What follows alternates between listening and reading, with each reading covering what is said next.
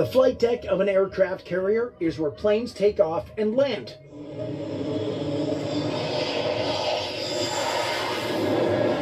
The short runway makes it difficult for a pilot to land on the aircraft carrier. There are already examples that a landing can go badly wrong.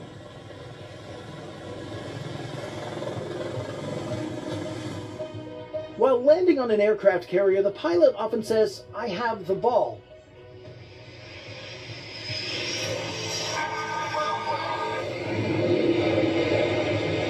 What does this mean? An optical landing system that provides information on the glide path to pilots during the last phase of the landing procedure on an aircraft carrier is referred to as a ball. Navy pilots often say, "I have the ball," indicating they can see the signals given via the optical landing system. In its developed form, the optical landing system comprises of a few interconnected elements, the most notable of which are the lights employed in providing visual cues to approaching aircraft, the light control system, and the mounting system. The Mirror Landing Aid was the first optical landing system, and it was one of the numerous technologies created in the United Kingdom following World War II that revolutionized the construction of aircraft carriers. The two other features were the tilted flight deck and the steam catapult. The Mirror Landing Aid was a gyroscopically controlled concave mirror on the port side of the flight deck. There was a row of datum lights in an emerald green color on either side of the mirror. The aviator who was about to land was able to view the ball that was created by shining a strong orange source light into the mirror. The ball's position in comparison to the datum lights indicated the aircraft's position above the desired glide path. If the ball was above the datum, it indicated that the plane was high. If the ball was below the datum, it indicated the plane was low. And if the ball was between the datum, it indicated that the plane was on the glide path. A consistent glide path was achieved due to the gyro stabilization system's ability to compensate for the flight deck's movement caused by the waves.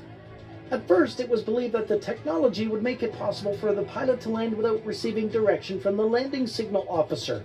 However, accident rates did indeed increase when the system was initially introduced, which resulted in the development of the current system, which includes the landing signal officer.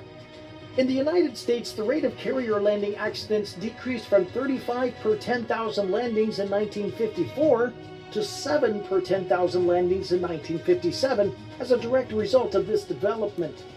Information is relayed to the pilot via radio by the landing signal officer, who is a highly qualified and experienced Navy pilot.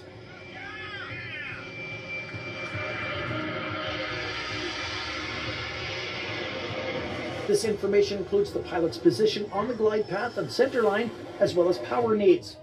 The landing signal officer can also use bright red flashing wave-off lights in conjunction with a combination of lights attached to the optical landing system to indicate "go around." A row of green cut lights can be used to signal additional signals, such as clear to land, increase power, or divert. Later systems kept the same basic function of the Mirror Landing Aid, however, its components and functionality were improved. A series of Fresnel lights were used in place of the concave mirror and source light combination that was previously used. When it was put through its paces in 1970, the Mark VI Mod 3 FLALS showed little sign of having undergone significant development, except for the incorporation of an inertial stabilization mechanism. On runways at U.S. naval air stations, these devices are still in widespread use and have not been replaced. The fundamental Fresnel Lens Optical Landing System, or FLALS, has been refined into improved Fresnel Lens Optical Landing System, or iFLALS, which engineers developed at NAEC Lakehurst.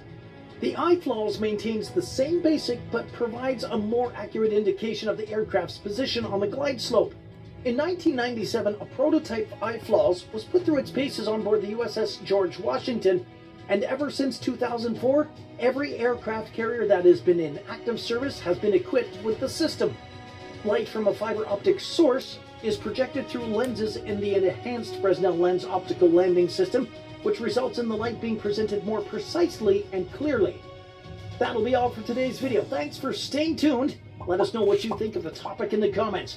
Please don't forget to hit the subscribe button and the notification